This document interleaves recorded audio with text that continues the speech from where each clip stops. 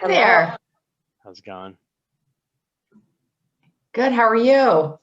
Great. Just had to change my background from my last time we had a meeting. I don't think anyone wants to see my Joey Garlic's eggplant fries in the background. You know, it makes people a little hungry. So Excellent. So it's nice to meet you on this beautiful Friday morning. I know there's a lot of places I'd rather be than at work right now, you know, but we'll take it. We'll take it. It's not so bad. I know, I know. So it looks like we do have a lot more students on here than are showing. But for the students that are here, we certainly appreciate you sharing your screens. Understand if you cannot, but Ryan, it looks like we do have about seven or eight students with us. Cool. And I believe the last time we had checked, they were across all majors. So I know that your particular program looks for a lot of varying majors. So it's great that we have a set of diverse students. But we are excited to have you. Thank you so much for your time this morning, as I said. And students, again, we appreciate you sharing your cameras. If you have any questions throughout the presentation, please feel free to just direct message me through the chat if you are feeling like a little camera shy. But at the end, hopefully, Ryan, if it's okay with you, if students do have questions and want to unmute themselves and ask, if they can do that after, that would be great. Totally. Yeah, I'm totally cool with anyone just throwing questions in the chat, coming off mute. I am a great Zoom multitasker. My ADD ability is fantastic. I will answer any and all questions as they pop up. I'm an open book, so let's have this be as open participation as possible. Great. Well, I will hand it over to you, Ryan. I've made you a host, so Dangerous. Feel free to take over the control here. Hey, Dylan, and get started whenever you are ready. All right, awesome. I will start sharing my screen. Let me know when everyone can see it. We're good. Okay. All right, awesome. So, thank you for having me. I'll quickly kind of introduce myself and give you a little background on myself and my career at Travelers, and then I'll talk a little bit about the product manager development program. I'll also spend some time talking about other opportunities here at Travelers, since we have so many with such a big company. But again, I'm Ryan Jaswell. I'm the Senior Managing Director of our Product Management Development Program here at Travelers. I actually started my career as an intern in what we call the PMDP, so the Product Management Development Program. I'll be referring to as the PMDP throughout. We have a lot of acronyms here. So yeah, like I said, I started off as an intern. I was a finance and economics major. I went to Bryant University in Rhode Island. So between my junior and senior year of college, I interned with the program. I then graduated from Bryant in 2008 and started the PMDP full-time in the fall of 2008. So it's a great program. We have a great retention from our internship into our full-time program. And I spent a year in our program. So this is a one-year development program. And again, I'll spend some more time talking about the actual program, what we do here as we go along throughout the presentation. But after my year in the program, I was promoted to market analyst. And basically the goal of product management is to develop, drive profitable growth, make sure we're making money and growing our business over time. So I was promoted to market analyst within our product manager organization. I was assigned our Colorado, Utah, Wyoming state team. So I was managing about $350 million in premium in Colorado, Utah, Wyoming. And my job every day was to, drive profitable growth, make sure we were making money, make sure we were growing the business. And anywhere where we weren't doing those things successfully, it was my job to figure out why and really influence the decision-making process on, what we're doing there. So very entrepreneurial. Again, very much the general manager of the business, working with every area of the company, really make business decisions. I spent 2 years in that role.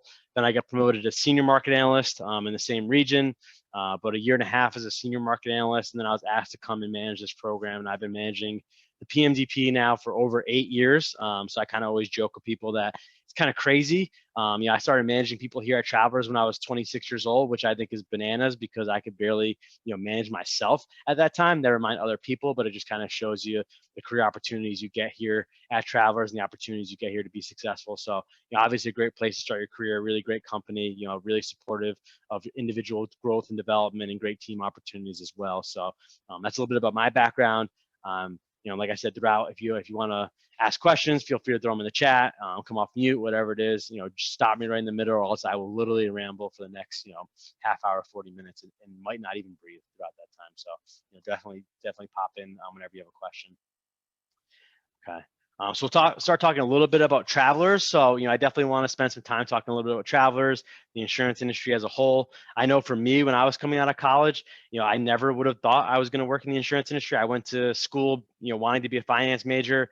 I wanted to work on, Wall Street or be a financial planner. And when I started looking for those jobs, it was either, you're competing against everyone else that you work with, or it was, working 80 hours a week, or just a lot of things that I wasn't really interested in. I always, I thought of the team environment and really thought of the collaborative nature, something that I wanted to be a part of. And then I started opening up and expanding my search, and I found travelers in the insurance industry. And at first glance, I was like, insurance is probably pretty boring. It's an old industry. It doesn't seem all that exciting. And then I got the internship from Travelers, and it completely changed my mind on insurance. I think it's incredibly fascinating. The work that we do here, it's very innovative. It's a very competitive industry. Like if you watch TV, I'm sure a lot of you just stream TV, but if you actually watch live television, you'll probably see an insurance commercial almost every single commercial break. I know for me, I love that. Don't tell anyone I said this, but I love that new Geico commercial where they're like, "Scoop, there it is," and you yell sprinkles at the end. I love that commercial. But it's a very competitive industry. A lot of businesses out there doing the insurance place, and it's just really fun industry to be a part of, to kind of stay on the cutting edge and attract customers. And at the end of the day, insurance is a necessity within our economy. You can't drive a car without having auto insurance. You can't buy a home if you want to have a mortgage on that home without having homeowners insurance. And from a business perspective, at the end of the day, if you want to start a business, you're probably taking out loans and taking out finances from the bank or lenders, and in that case, you also need insurance in order to kind of showcase those leases and loans. So at the end of the day, any type of our economy, in order for it to move forward, you have to have insurance, and I think that's a cool industry to be a part of when it's a necessity for all of our economy to move forward. So a little bit about Travelers. We're located in Hartford, Connecticut. We also have big bases in New York City as well as St. Paul, Minnesota as well. We're one of the largest property and casualty companies out there. We're actually part of the Dow Jones Industrial Average. So if any of you are finance majors, economic majors, or just interested in the financial markets, the Dow is a financial indice made up of 30 of the largest publicly traded companies out there. So you won't find GameStop on the Dow 30. Sorry to disappoint you, but you will have 30 of the most reputable companies out there in the marketplace, and Travelers is one of those 30 companies in that space, and we're the only property and casualty company on the Dow. So we're very proud of that achievement, to be looked at as an industry leader within our space. So very, very large company. We're ranked 106 in the Fortune 500. We've kind of always hovered around that 100 mark, but just for context, being ranked there puts us right in between Nike and McDonald's. So, pretty big companies. So that kind of gives you a lens of just how big of a company we are at Travelers as well.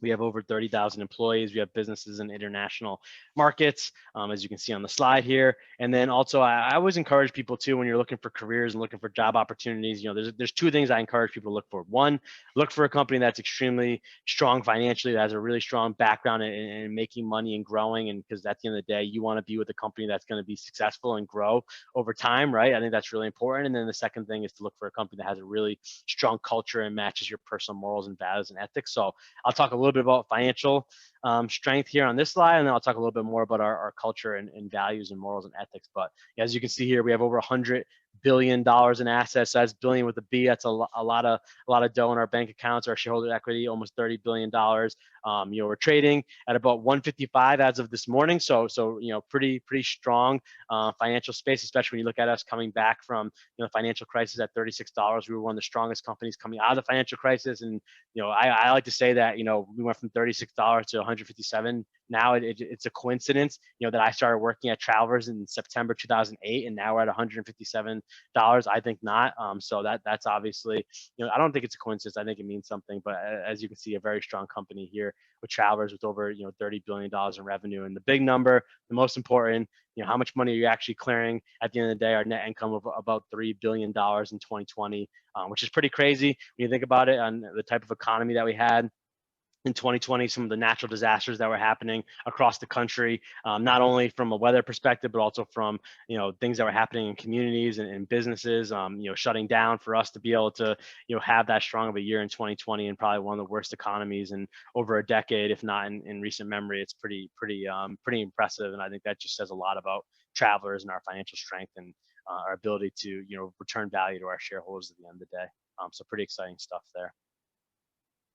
And like I said, if you have any questions, feel free to fire them in the chat, or, come off mute and yell at me, because like I said, I will just power through these slides. I'm great at that. So, but another thing I like to talk about is, how insurance is exciting. So like, this is a little bit about the evolution of insurance. So I think, like, if you think about insurance 30 years ago, maybe it was a little bit more on the boring side, where, you'd have, to go to your insurance agent, tell them a little bit about yourself. They would call the company. It would take them 2 weeks to a month to come back with the price for your insurance policy, and you probably get one or two prices back, and that'd be your insurance for the day. Now everything is online. You can get everything in 15 minutes or less, right? Like the other commercials tell you. So I mean, the fact that it's a very innovative space and it's very responsive to the market, it's probably one of the most customer centric markets out there. And at the end of the day, price really matters, but also the innovative aspect of your company really matters. So on here, you'll see some names of companies that you probably know and some things that you probably don't know. So I'll go through the ones that you know first. So on the bottom left of this slide, you can see Travelers and Amazon working together. We were the first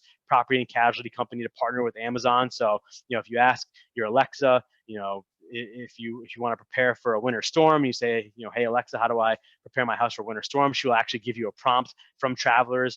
You can also buy security devices for your home through the Amazon Alexa, through the Travelers storefront as well. So it's really cool to be one of the first, property and casualty companies to partner with a company like Amazon to have that customer-centric experience that we're really driving here at Travelers. The other company you see on here is Lexus. So Lexus is obviously one of the biggest, auto manufacturers out there, and we partner with them. We actually offer insurance and point of sale in the leasing with Lexus, which is a new innovative process. It doesn't take long. It's literally already built into the price of your Lexus and a monthly fee. You don't even have to look at the different rating variables. The price is flat fee, which is very different from the insurance marketplace. We're a very segmented marketplace. For us to offer a flat fee is something that you would normally never see in an insurance marketplace, but we do that through Lexus and their partnership. And the other one you'll see on here is Lyft.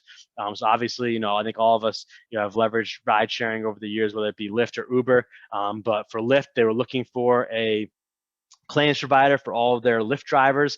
Lyft actually partnered with Travelers. We are the sole provider of claim services for Lyft. So if a Lyft driver gets into an accident and they want to file a claim, that claim is handled by Travelers. And it was kind of cool because our CEO basically came out like, yes, we're providing services to Lyft, but just know we were not the cheapest option, right? Lyft pick Travelers because of our extraordinary customer service, our extraordinary claim services. We take great care of our customers and our clients when it comes to dealing with claims. So for Lyft to pick us, we know we weren't their cheapest option, but we were the most reputable that they could go with because our name really speaks volumes, and they know our claim service will really be there at the end of the day. The other two things on here you'll see are Travelers proprietary and confidential products that we offer in the marketplace today. The one on the top left is called Traverse. It's a really cool product. It's a product marketed towards urban millennials and Gen Zs, so folks that are in the younger generations that are moving out maybe for the first time, kind of getting into apartments. And it's an updated version of the renter policy. So you might know this, you might not know this, but if you have a rental policy, a lot of rental properties required you have rental insurance, which covers you for your contents and covers you for damage to the property as well. So the rental policy that typically exists in insurance has been around since like the 80s. So it didn't really contemplate the fact that your contents in your apartment are worth thousands of dollars. I don't think there was much content in people's apartments back in the 80s that were worth thousands of dollars. Now just your phone alone is worth thousands of dollars, never mind your computer and your television and all the other cool gadgetry we have at our fingertips now in our apartments and in our homes. So it's a cool new product that kind of is updated for those things, but it's also updated for giving you insurance coverage for ride sharing. Sometimes if you get into a Lyft or an Uber, you're actually not covered while you're in that Lyft or Uber, and you're kind of depending on the insurance of that person driving you, which is kind of scary. So you can get Traverse and update to have ride sharing coverage when you get into an Uber or a Lyft. And there's other things such as the sharing economy and kind of some of the side hustle stuff that we look into. So the other cool thing about this product is we literally built it in under 3 months. We literally went from idea to product being live and selling policies in 3 months, which is crazy because when you think about insurance, typically it takes us 2 to 3 years to launch a brand new product. in the marketplace for all auto and home insurance products. So for us to do that in 3 months is pretty cool, and to have it all in an app is pretty sweet. The other thing on here is IntelliDrive. So IntelliDrive is a usage-based insurance app, which is really cool. When you sign on to Travelers for auto insurance, we'll give you a 90-day trial where you download an app on your phone, and that app will actually track your driving behavior over the next 90 days, and then give you a score. And then based on your score, you'll either get a price or a discount or a surcharge based on your driving behavior. So this is pretty cool because, for me, I was one of the pilots of this IntelliDrive, and I was really excited about it because I was like, I want to put this on my phone. I want to drive really well. I'm going to get an awesome discount through Travelers, right? So for the first week, I got in the car. I drove great. I checked my app. I had like a B grade after the first week, and I was like, this is awesome. And I completely forgot that I had the app on my phone. And then I got an email from Travelers at the end of my 90 days saying, hey, your 90 days are up. Like, let's see how you did. And I ended up getting a C-. And I was like, that sucks. I thought I was a better driver than that. But it tracks 5 things in your driving behavior. It tracks acceleration, hard braking, time of day that you drive, overall speed, and it also recently checks your distractedness. So it actually checks while you're driving how often your phone is being utilized while you're driving. And the cool thing about this app is it actually knows if you're driving by how you get into the car, right? So if I get into the passenger side, the app is smart enough to know that I walked in on the right side of the car and I'm on the passenger side while the vehicle's moving, so I'm not the one driving. Whereas if I get on the driver's side, it'll know that I'm the one driving and operating the vehicle. So it's pretty cool, pretty responsive. I was definitely bummed I got a C-, but whatever, it is what it is. All that rush hour traffic I was in is what I'm gonna chalk it up to, and nothing else, and you can't convince me otherwise. But these are just some cool, innovative things that we have here at Travelers that kind of keep us on the cutting edge and kind of keep us moving into the future of insurance. And there's a lot of cool things that we do all across our space, but these are just some fun examples that we've done over the past couple of years. Cool. All right, so I'll move on to talk a little bit about community involvement. So I think this is something that I think is really special about Travelers as well. So like I said earlier, when looking for a company, looking for a job or a career, definitely look at companies that are financially strong. So we already checked that box, right, in the first slide with the $100 billion in assets and almost $3 billion in income. But you also want to find a company that has a really great culture, has a really strong commitment to the community, matches your personal morals and values and ethics, which I think is really important. And this is what Travelers does really so well, is community involvement. So you're probably looking at this slide and being like, why does this guy have the Traveler Championship and golf pictures up on here when he's talking about community involvement? Great question. I'm glad you asked.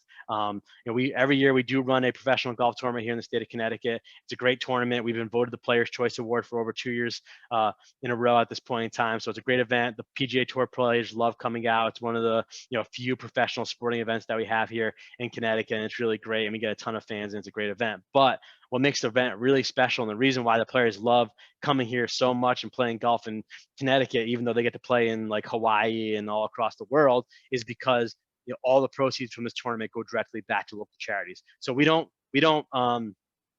make a single penny off this tournament. So every year we donate all the funds, back to local charities from this tournament. On average, we've been averaging about $2 million given back to the community every single year since running this tournament since 2007. So it's a really special tournament. One of the main benefactors is the Hole in the Wall Gang Camp up here on the right. It's a camp for children with terminal illnesses and diseases. These are unfortunately some really sick children that have terminal illnesses and are really sick. They're in constant care of hospitals and have constant nurse care. And what the Hole in the Wall Gang Camp does is they bring these children in for a week for all expenses paid camp trip, and they actually, depending on what disease or infections they have, they actually bring in nurses and doctors that specialize in those treatments. So those kids can come up to the camp, have all the treatments they need, have care and emergency care if they need it, and be taken care of, and just be kids for that whole entire week and just have a lot of fun. And their families are so responsive. And the PMDP, we've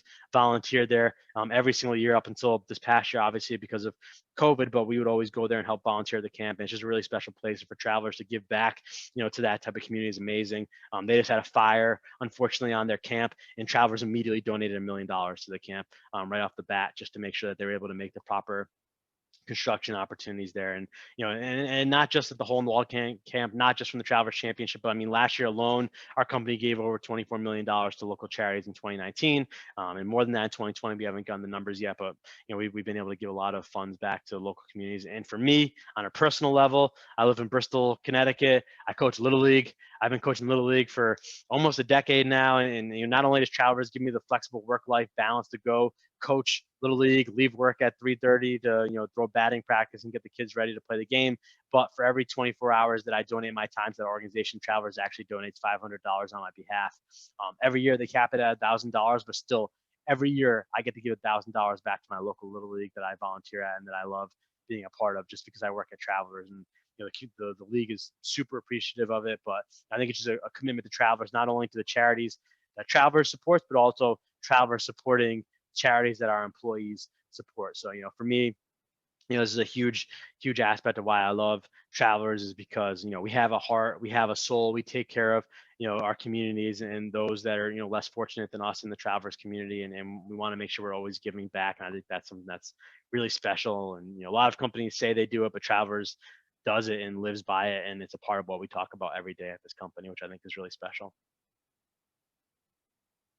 Okay.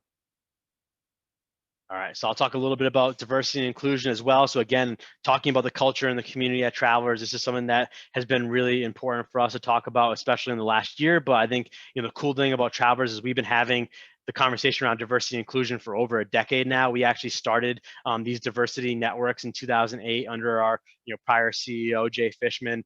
We had a variety of different diversity networks where the goal is to have open dialogue and conversations and talk about different aspects of work and different aspects of community, with the different diversity networks we offer here at Travelers. And I think over the past year, when we've seen a lot of change in our society and a lot of social justice movements and things that are really disturbing in our society that have been happening, these diversity networks have been something that we've really leaned on in these times at Travelers, and have been really the backbone of our culture over the past year. And it's something that I've been really proud to get to be a part of and get to see firsthand. I think it's really something amazing that we all get to be a part of, and it just kind of shows the commitment to diversity and inclusion at Travelers. And I think for us, our CEO always says, like, not only is diversity and inclusion a business imperative, but it's the right thing to do, right? We know for a fact that companies that are diverse and inclusive in their employee base tend to have the best results, right? It's not an accident that the companies that are the most diverse and inclusive have the best financial results, but it's also just the right thing to do. And it's great to have diversity of thought and diversity of opinions, and just to have a great culture and a lot of people that can kind of show up to work and just be themselves every single day and feel comfortable in their own skin is really impressive, and really something that I've been proud to be a part of at Travelers and the diversity network. So I think it's something that I think is really cool, and again, kind of continues to showcase the commitment to the culture that Travelers has always had. And in the biggest time of need over the past year, it really doubled down and really focused on these diversity networks, even though we've had them around for over 10 years now at this point in time. Cool. All right, so talk a little bit about internships. So I'm not sure if all of you are seniors or underclassmen, but we do have a lot of great internship opportunities here at Travelers. We've been rated one of the top 100 internship programs for about the last 5 or 6 years by a company called Way Up. We have a lot of really great impactful work internships. I know for me, when I was coming into Travelers, my thought of internships was like I was going to go get my manager coffee and like file some papers and just like do administrative work. And then when I came in, literally like in the first couple of weeks, the vice president on my team was like, "Hey Ryan, what do you think about this decision?" And I was like, dude, I literally was just caddying on a golf course 2 weeks ago, and you're asking me about a $10 million decision within our book of business. You want to know my opinion? Like, that's crazy, but I'll give you my opinion anyway. And they appreciated it. And I was doing real work and real impactful work that actually had a meaningful, impact on the business every single day, which I thought was really cool. So to kind of have that opportunity, all the networking that I was able to do with senior leadership and vice presidents and senior vice presidents, and listen to our CEO speak to us and have an opportunity to ask questions of people at that level was really cool. We do a lot of innovation showcases now. So really just a lot of great work environment things that you do and get a really valuable experience. And I know for me, the amount of stuff that I learned over 10 weeks in Excel, it was just crazy. It was bananas. So a lot of really great learning opportunities and just fun aspects of the work. And then we also have a lot of fun here too. Again, going back to the culture of Travelers, obviously this summer we're going to be virtual. So we won't get to do a lot of this stuff here on the right, but in a normal summer where we're in person, we get to do a lot of these things, but still in the virtual experience, we're on Zoom all day, every day with our interns. We do fun and background challenges. Like I was joking with when I first came in the room, we had a challenge yesterday about, just putting up a background of our favorite restaurant. So for me, if you're from the central Connecticut area, there's a restaurant called Joey Garlic's, and they have the best eggplant fries, and I freaking love them. I eat them way too often than I should, but they're delicious. So I put that up as my background. I had to change it before I came in. But we do a lot of fun, social activities, a lot of, fun team building games. Like every Friday in the PMDP, we actually have an hour. We just have a staff meeting where we just play team building games for an hour. So today I'm hosting the staff meeting for the full-time PMDPers, and we're going to play trivia for an hour. It's going to be a lot of fun. So it's just a really great environment, really fun. You get to learn with a lot of people. And I know for me, I wasn't from Connecticut originally, so I got free housing in Connecticut and Hartford, and literally all my best friends in the state of Connecticut are people that I met through this program in both my internship and full time. I go to their weddings, I see their babies. I'm a little bit older now, so that's kind of the part of my life that I'm in. But the fact that I have such a great network of people both in work professionally and outside of work socially as well is something that I truly value, and I think probably wouldn't have happened in a lot of other places other than Travelers. So I think I'm really grateful for that opportunity. Hey, Ryan, just to give you context, yes, you are on the mark here. We have a group of students in the room, some of which are graduating and some that are not. So it's great to talk about the internship program for sure. Perfect. Great. Yeah, no, I think these one other thing I forgot is they're paid internships. So that's awesome too. So, and then you get paid pretty well, which is, I thought it was crazy. They put me up for free in housing in Hartford and paid me on top of it. I was like, this is crazy. So pretty awesome experience. And thank you for that additional context. So if you're interested in any internships, PMDP or not, please, I'll put my email up at the end, and we can definitely stay in touch about the internship opportunities and full-time opportunities as well. All right. Let's see if this works. I've had like 50-50 chance on this YouTube video. So if it works, great. If not, I'm sorry, but we'll try it out. Doesn't look like it's going to work. Wait. Can you guys see anything or no? It's thinking. All right. It's a good start. Yeah. It changed to a different screen, so we might have something that'll come from it. Can you see it or no? Oh. We could see a blank screen. All right.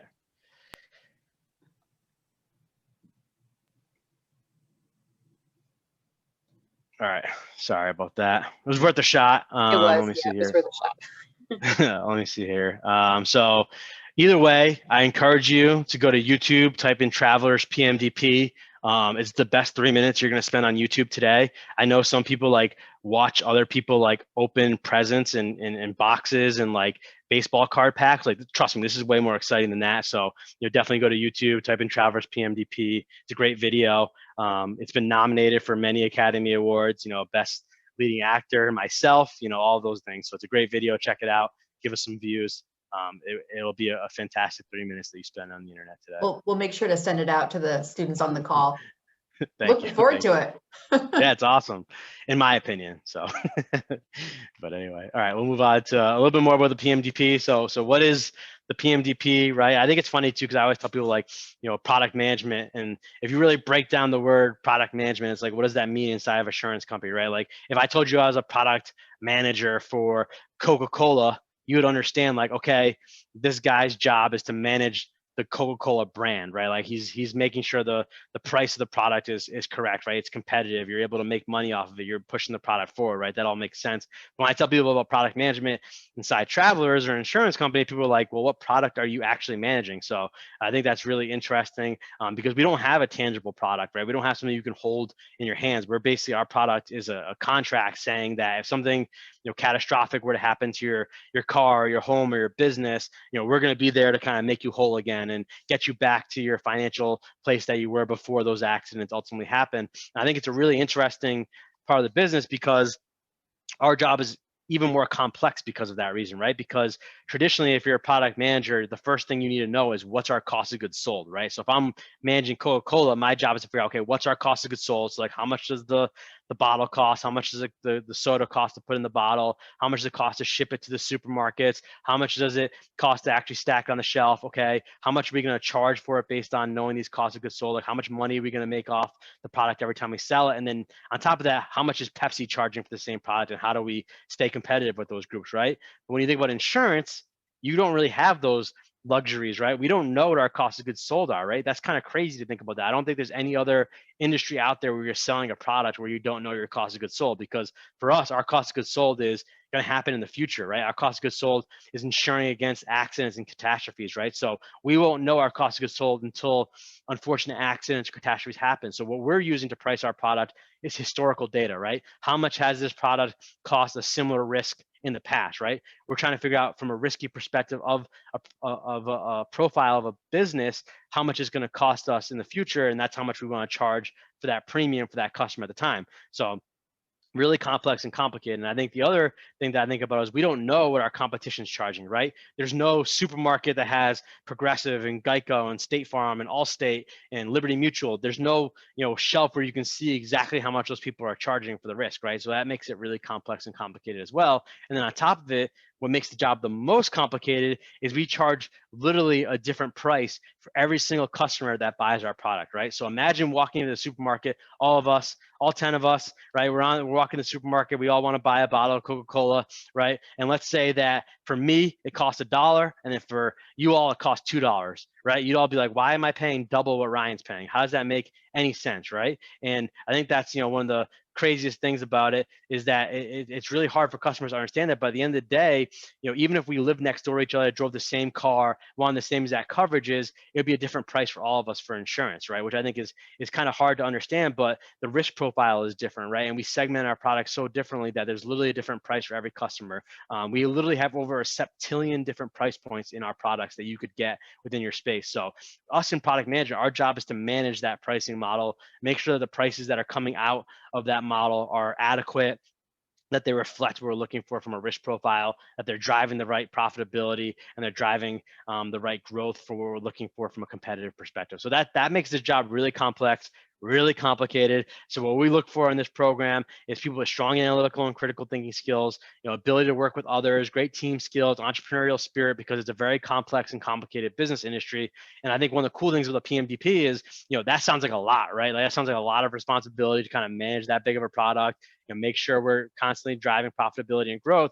But the program does a lot within training, right? So literally in the internship, the first 2 weeks of the internship is all training, which isn't probably not enough, but it's as much as we can give you in a 10-week span. And then in the full-time program, literally we spend the first 3.5 months going through over 100 trainings that we've created in the PMDP for our curriculum to help train our individuals to be successful within the program. And then on top of all that, as you can see in these pictures, we have a lot of fun too. So we really enjoy each other's company. It's a big family. The culture here in the PMDP is really amazing. We're always having fun, always getting to know each other on a personal level. Like I said, all my best friends in the state of Connecticut are people that I met through this program, the internship and full-time. Just some quick points on here. So the bottom left, that's us as an intern, where we literally did a food eating challenge. We went to a Chinese food buffet and we ate as much Chinese food as we possibly could. And the guy in the middle, probably the skinniest guy in the program, ended up beating us all out. And I like to think of myself as an eater. This dude ate like 5 plates of Chinese food, and it was disgusting. I was disgusted with myself, but we had a lot of fun. The bottom right is our traditional every year ugly sweater party that we host. We even did it virtually this year, but we have a lot of fun in the PMDP and spend a lot of time getting to know each other personally, but also, having a very serious profession, but we don't take ourselves too seriously as well. So I think a really great program to kind of start your career off. Patty, thank you for throwing the YouTube video in the chat. Let's get it viral. Tell all your friends about it. I want to make some of that YouTube money. So let's get it up to like 1 million views or something like that.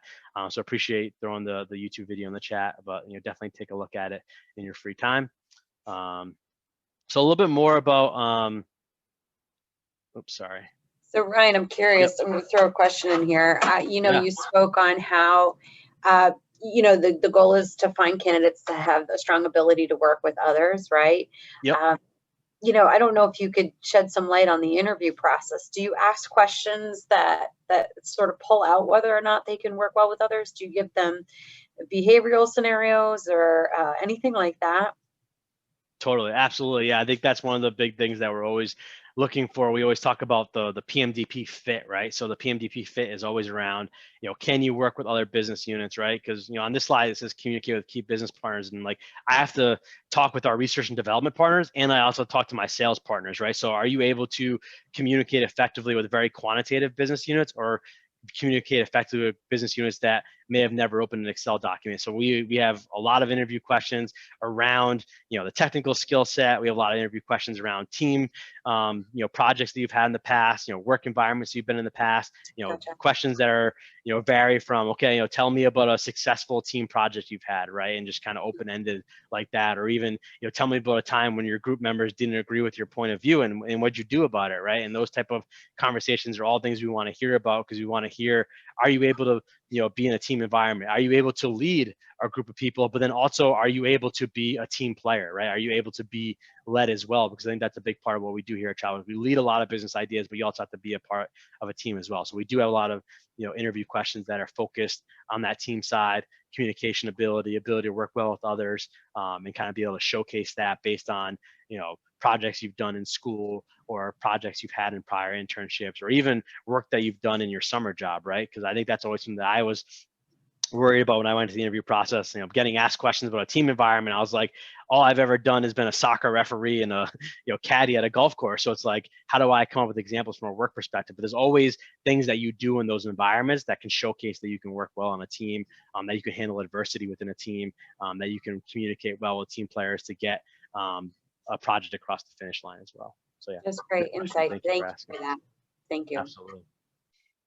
Cool. So like I said, if you have any other questions, come off mute, throw it in the chat. I'll be happy to answer them. But, just, one more way to kind of hammer home the product management discipline. So we always talk about profitable growth, right? The goal is to make money and grow your business over time. If you're a business owner, if you're a general manager of a business, you're a CEO of a business, you're an entrepreneur, your goal is always to make money and grow that business over time, right? There's not many people that are in business that are, focused on one versus the other. You're always focused on both. You want to make money and grow over time. And that's what product management's all about. And we do a lot of analytics, a lot of communication, innovation. All of that is what we do every single day. So like we kind of start from the very beginning. Okay, we set a goal for ourselves. We say, okay, next year we want to make this amount of money on our product. And we want to grow our business this amount, right? And sometimes those numbers are negative and sometimes those numbers are unprofitable. But the goal is always to set a goal and try to execute on that goal over time. And the way we do that is by constantly analyzing what's going on in the marketplace, analyzing current trends, digging into the economy, digging into our business, kind of figuring out what's going well in our business, what's not going well in our business. And I think what makes us a special organization is we're always trying to figure out the why, right? We're always good at kind of saying, okay, here's a problem. This segment of our business is unprofitable. And it's okay to communicate that, but then you have to figure out, why is this happening? What's driving this? What's underneath this? And it's our job to really dig into the data, to kind of figure out what the driving force behind some of these issues are, and then really utilize that information to help us understand more about the marketplace, the competitive position. Once we figure out the why, we got to figure out, what are we going to do about it, right? And that's kind of where we figure out, okay, this is what we're going to do about it. What impact is that going to have in the marketplace if we change our price or our premium and increase it by 3 to 5% to offset some of the trends we're seeing in our marketplace? What's that going to do to our competitive position?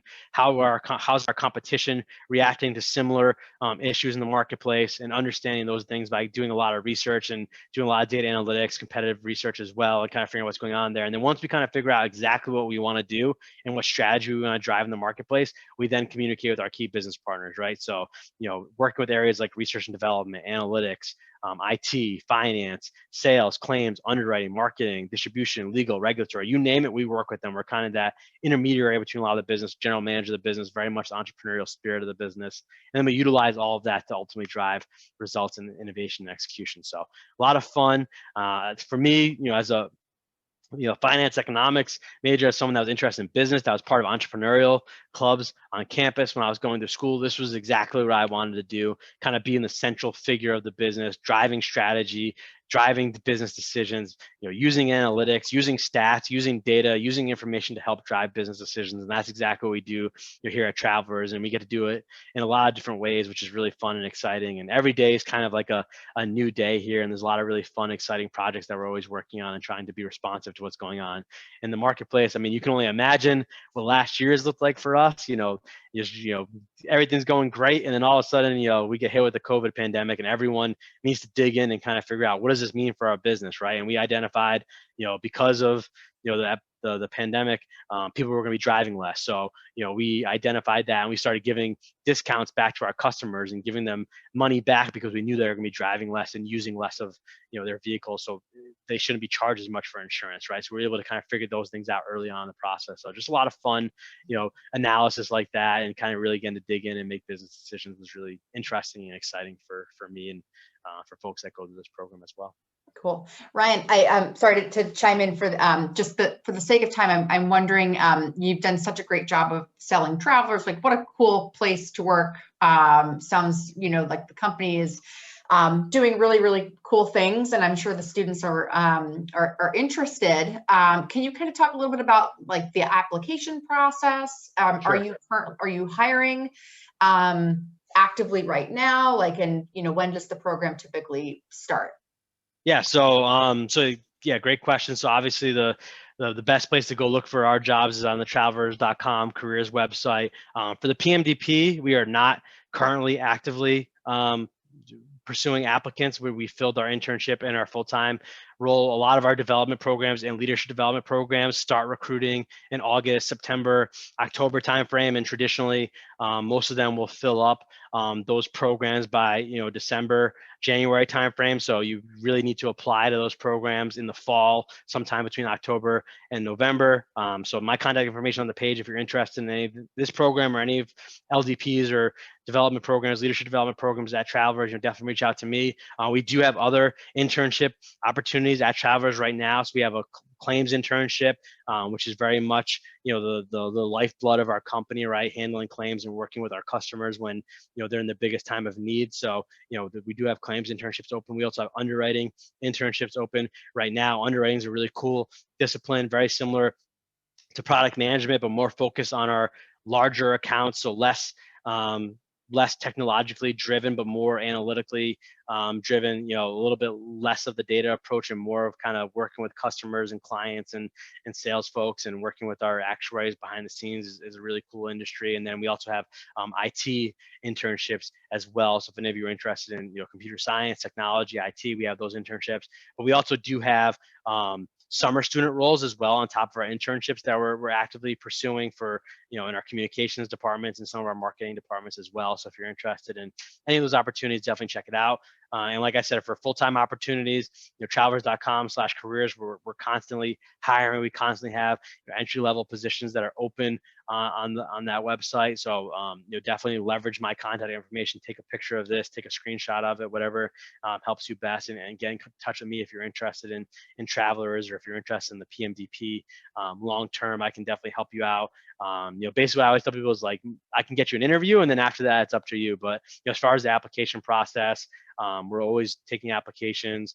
We traditionally do kind of a phone screen for a first-round interview where those will be very broad behavioral questions. And then if those go well, you'll usually be brought in for a second-round interview over the phone, which will have a lot more structured questions around the job at hand, the skills necessary to perform the job duty. Usually those skills are laid out for you in the job ID and the requisition that is out online. So that's traditionally how the interview process works. It's pretty painless interview process for sure within the realm of interview processes that I've seen in the past. So so that's the basic interview process and some of the advice that I would give around the traveler's process. Ryan, you mentioned that you guys are virtual right now. Any insight as to when you guys might be coming back, if you are, or are you staying virtual? What's going on with that? Yeah, I have no idea. I mean, the CEO basically came out and said we're going to be virtual until at least June. Very respectful of our, working parents, right? And wanted to be mindful of the students while they're in school. So he basically came out and said like, hey, if you have students and they're in school and you're worried about daycare or you're worried about care for your children, like we're not going to do anything until June at the very earliest, and then it's really going to depend on the vaccine rollout, the comfortability of our employees to go back to the office. So we're hoping to go back to the office at some point in time, hopefully by end of summer, early fall. But I think one of the cool things Travelers has always done is we've always been open to working virtually. So I think like of the folks that work in our product management department, about a quarter of them already work virtually, right? And about the other 75% work in the Hartford area and come to the office on a regular basis. Obviously not right now, but like pre-pandemic, we'd come to the office on a regular basis. But, you know, we've had people that moved to San Diego, you know, LA, you know, the Northwest, you know, Texas, you know, Tennessee, you know, Florida, the Carolinas, New York, Boston, Chicago. We have people all over the country that work remotely for travelers, and we've always been open to that possibility. So, you know, if you know, I always tell people, like, if you were interested in travelers, you know, probably the first couple of years, you'll want to spend some time in the Hartford area. But if that's not where you want to be long term, we're not going to lose talent because of location. We're going to let people work remote and work virtually. So, that we've always been very comfortable with that. We've always had, you know, a pretty casual workplace environment. We had dress for your day even before the pandemic, which is really cool to wear jeans into work. Now I wear pajama pants every single day to work. So like, I got this nice little travelers, you know, zip up here that I'm wearing, but I'm wearing pajama pants as well. So it's been fun working remotely for sure. But I'm excited to get back in the office at some point in time. As students, these are definitely the qualities to look for in an organization to make sure that there's work-life balance, that they prioritize their employees no matter what their circumstances are, where they want to go, as long as they have the talent. So be mindful of these kind of conversations as you're exploring jobs and internship opportunities. Annie, did we get any questions in the private messages, or students, do you have any questions that you want to unmute? Yeah, it doesn't look like it, but definitely feel free to chime in if you guys have any questions for Ryan. Absolutely. And they can be any type of question. I'm open for anything.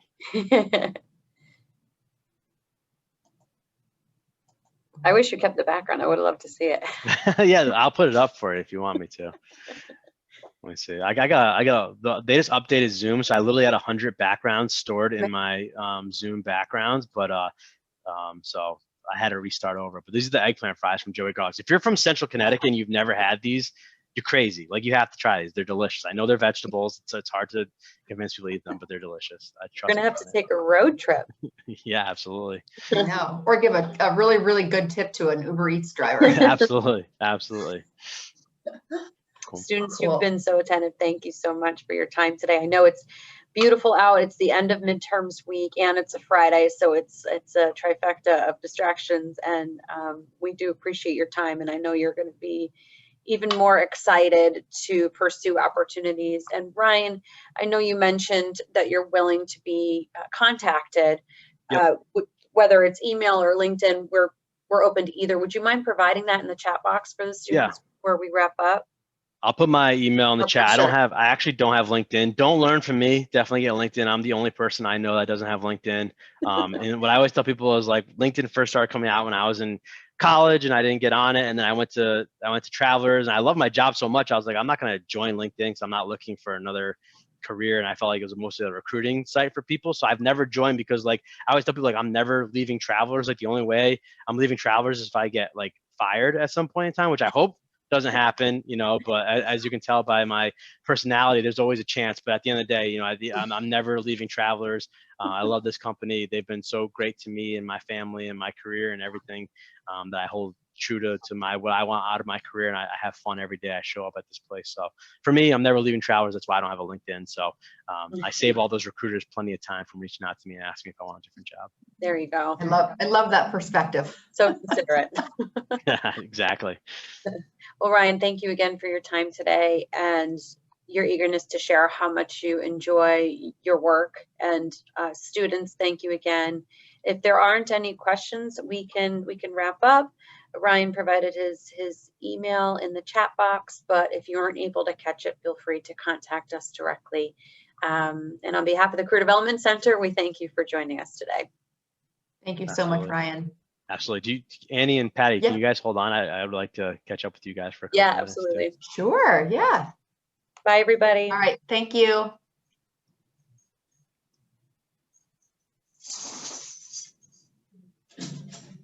My dog obviously knew that I had a meeting that just ended, because everyone hopped off, and all of a sudden I heard him. He's like shaking.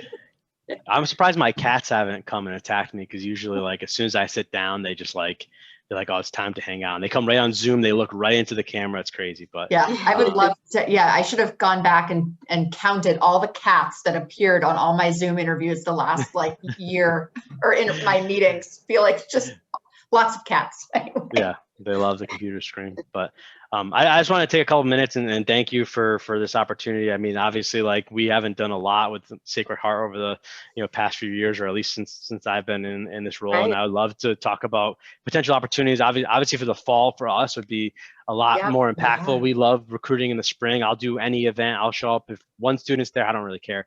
So at the end of the day, like, for us, like, we're always looking for talent and really That's great to know. talented individuals. So, whatever you guys have going on in the fall, please keep us in mind. I Yeah. always say too, if you have any students that you think are interested, I always feel like, when we kind of make those one-to-one connections, those end up tending to be a lot more agree. fruitful as well. Yeah. So whatever opportunities you all have, whether it be club meetings or, more of these type of events, I'd be totally down to come and speak. And I can also bring, if I'm, too old to relate to the students, we can bring it. Everyone I hire is like 22 years old. So, like, they can come in and do this better than I can too. So I'd be willing to kind of, partner with that. So whatever you guys have going on, keep Angela and myself in mind. And Yeah, Thank you we so much. honestly, this you're so dynamic. You're a dynamic speaker. I think you really do engage well with a college level crowd. So I wouldn't sell yourself short there.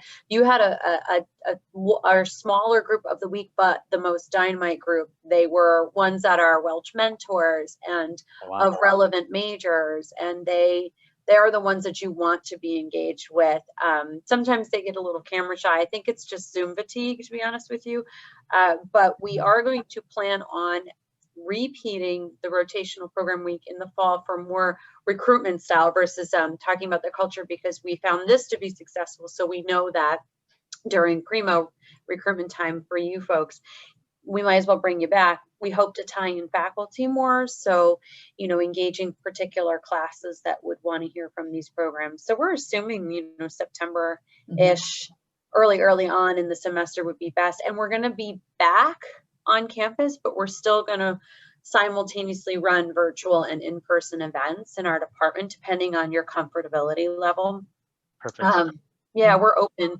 We're just happy that you're willing to partner. We have fabulous students here. Our business and technology school is AACSB accredited, and we're growing. And I don't know how much you know about Sacred Heart, but it's a tremendous school to recruit from, and it's not too far from. Yeah, no, it's not that bad. I mean, obviously the New York play is, we'll always have to deal with that Hartford versus New York, but we also have to deal with that with Boston too. So we're cool with that. And I think the fact that we're a little bit more virtual than we've ever been to is kind of a selling point. So yeah, I think that's a big pull. I almost mentioned it to the students, like, look, students, you have more versatility here than ever before, but I also didn't want to pull you guys into that, and then you end up back in person. Yeah. Either way, I always tell people 2 to 3 years in Hartford, you got to do your sentence, and then after that you can live wherever you want. Really. So that's kind of how it works. Just build a brand for yourself. Even at this point in time, there might be some folks that never work in Hartford. We've hired some people that might never live here, so it's okay. Right. So the fall is both for post-grad opportunities and for the internship program, right?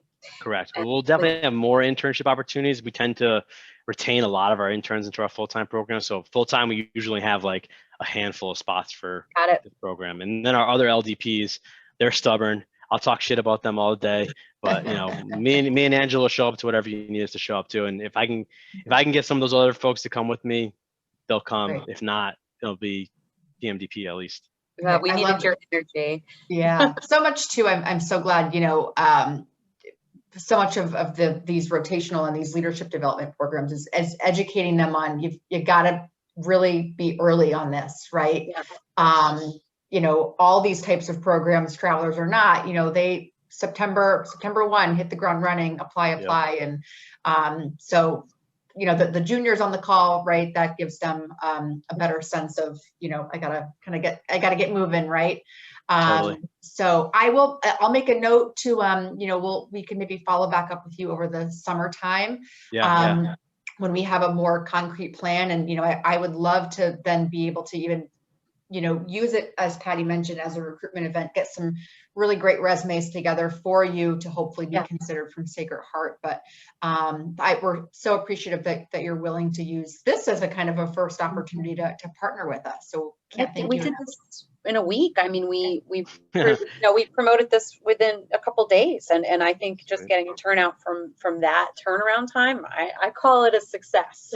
I do too. I mean, I always say as long as there's more people on the call than me and whoever I bring, that's a success. That's our philosophy too. Yeah, I'll talk to some people get mad. They're like, "Oh, only 5 people were there." I'm like, "That's 5 more people than I talked to yesterday." So, the good news, we had 10 register and 10 showed, so we love that. Nice. That's a rarity. Usually you have a little bit of drop off, but for us to have full attendance, that's really great turnout. So yeah. It's just going to take one Sacred Heart intern. That's all we're going to need, and it'll be off and running from there. So I hope so. I hope so. It's all about quality. That's right. That's what I always say.